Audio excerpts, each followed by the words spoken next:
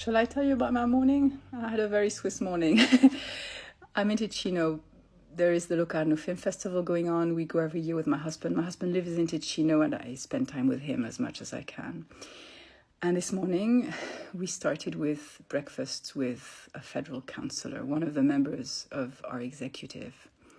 Yeah, Switzerland's executive as a committee. I've done videos on that and I can do more if you want, but this is not typical, right? It's not typical in Switzerland to have breakfast with a federal councillor, and it's not typical in other countries that it can happen the way it happens in Switzerland, because this was essentially a group of activists who asked to meet her, and she agreed, and the meeting took place at a retired politician's home.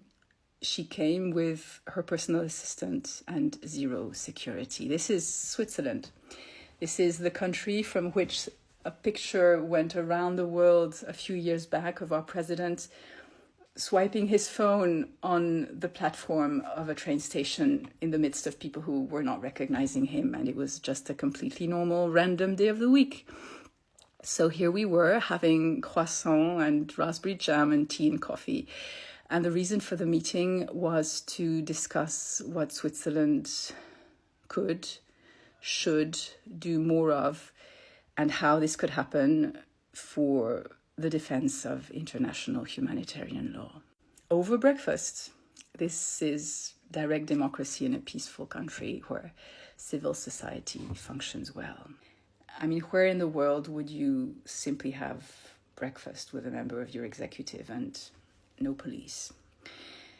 I'm sure there are other places, but I'm sure it's a minority of places. And it reminded me, when I was a very young physician, there was a proposed policy change in Switzerland, and this was going to be a huge disadvantage to young physicians in particular. So we were up in arms against it, and we realized that we didn't understand our own healthcare system well enough to actually mount an argument against the measure. So we started writing and calling people who were, in our view, experts on the health system so that they would teach us. And one of them was then a sitting federal councillor, and we invited her to breakfast there too, and she said yes and came to Geneva to have breakfast with a bunch of unknown young physicians and explained, in hindsight, a lot of everything she knew, and she knew a whole lot about the Swiss healthcare system, and it was immensely useful to us to have someone, an insider of this kind, really explain the system to us. And again, this was Switzerland. This was the trust that works in a society that works, and that is immensely precious and should be protected at all costs and re-established whenever it's not there. And then, because it's the Locarno Film Festival, when she had to leave, we went to see a movie. And the movie we went to see was part of the retrospective. The film festival has several different themes going on at the same time. One of them is the new movies that are getting shown for the first time. But another theme across the festival is that every single year they pick a topic for a retrospective of old movies. And those are usually highly curated and handpicked by people who are very good at selecting great movies. The theme for the retrospective this year, and of course it's strictly by chance, absolutely no link to current events whatsoever, is Red and Black, Hollywood's Left and the Blacklist. That is the McCarthy blacklist.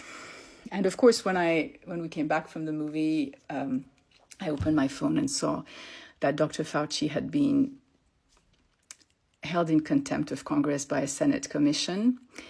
And the similarities were very, very striking. The movie we saw was great. It's called Thieves Highway. If you ever have a chance of seeing it, you should see it. It's probably not that easy to see because it is a movie that came out in 1947.